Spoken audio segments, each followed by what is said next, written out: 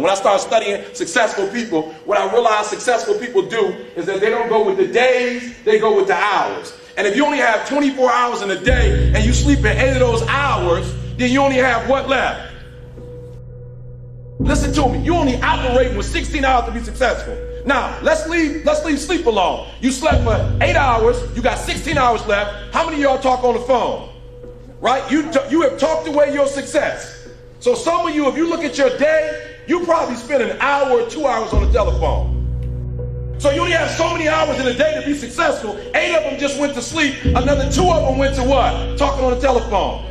Listen to me, that's 10 out of 24. You only got 14 left to be successful. And out of that 14, some of it you use in the cab. You was in the cab for about an hour chilling. You have less than 8 hours, some of you, to get what you need to get done. And I'm not tripping. You can use your time like you want to. But if you're only putting in 8 hours a day and you think you're going to be successful when you get out of here, you got another thing coming. And I think that's what this is about. All the fun and the singing and the dancing and all the play, it's okay. It's good. But all those things can be distractions. Because there is a path, there is a way. And you know what that way is. You know what you should be doing. And it's hard to stay on that path because it is the path of discipline and discomfort. But it is the right path. And you know that.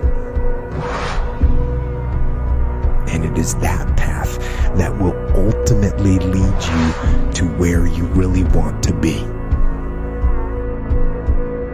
Now, it may be that unidimensionality is the price you have to pay to be exceptional at one thing, right? Because if you're going to be something like a genius level mathematician and you want to do that or a scientist, say, it's like you're in your lab all the time, you're working 70 hours a week or 80 hours a week, you're smart, you're dedicated, you're unidimensional, and that's how you get to beat all the other people who are doing that. It's the only way. But the problem is you don't get a life. Now, if you love being a scientist and you have that kind of focus of mind, well, first of all, you're a rare person, and second, you're going to pay for it. But fine, more power to you. But it's a risky business to do that. You sacrifice a lot for it. Let me say something, I want to say something real quick about success. Success, whether you know it or not, is very intentional and deliberate. There has never ever been a person who blew up and was successful and it happened by chance. Not a rapper. The rappers, they spend time writing and they're in the studios. Right? We're the only ones thinking we're going to blow up and we're not putting in no hours. It's okay to be unbalanced for a while. It's okay. Don't be all this stuff people say, you got to be balanced.